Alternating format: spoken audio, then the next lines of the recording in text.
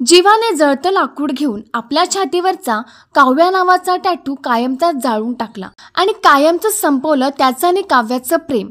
तर लग्नानंतर होईलच प्रेम या मालिकेचा नुकताच धमाकेदार असा प्रोमो आलेला आहे आणि या प्रोमोमध्ये आपल्याला पाहायला मिळतं काव्य ही सतत प्रयत्न करत असते की जीवाने त्याचं प्रेमाचं सत्य सगळ्यांच्या समोर सांगावं, पण जीवा काही त्याचं प्रेम एक्सेप्ट करण्यासाठी तयार नसतो, कारण त्याला आता नंदिनीचा विश्वासघात करायचा नसतो. काव्य ही चिडून जीवाला म्हणते, जीवा आपण सांगून टाकूयात ना आपल्या प्रेमाबद्दल, पण जीवा काही तयार होत नाही.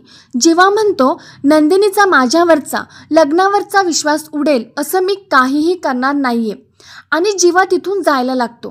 पण काव्य त्याचा शर्ट धरून त्याला ओढते आणि त्याला म्हणते तू सगळं काही लपवशील, पण तुझा हा टॅटू कसा लपवणार आहेस. तेव्हा आता जीवा बाजूला जळत असलेल्या लाकडांमधलं एक लाकूड हातामध्ये घेतो आणि काव्याकडे बघत म्हणतो यापुढे लपवण्याची गरजच लागणार नाही. आणि असं म्हणून तो ते जळतं लाकूड त्या टॅटूवरती लावतो आणि स्वतःला भाजून घेतो.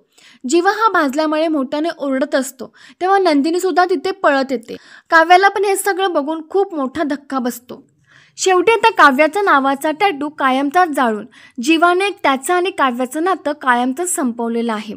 तर जीवाला आता न कळतपणे नंदिनी आवडायला लागली आहे आणि आता त्याला नंदिनीला सोडायचं नाहीये. तर प्रेक्षकांनी या सिरियलची अशीच पुढची अपडेट बघण्यासाठी व्हिडिओला नक्की लाईक करा आणि चॅनलला सबस्क्राईब करा.